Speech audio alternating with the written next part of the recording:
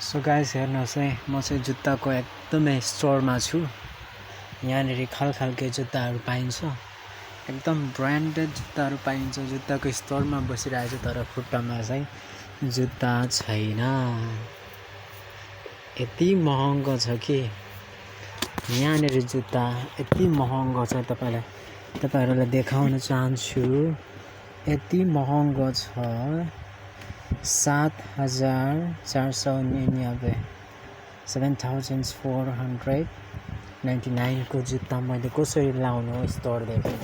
तर यत्रो सारा स्टोरको माझमा म बसिरहेको छु, तर प्रत्येक जुत्ताहरूको प्राइस हेर्दाखेरि यहाँ 6,000 को छ, यहाँ पनि 6,499।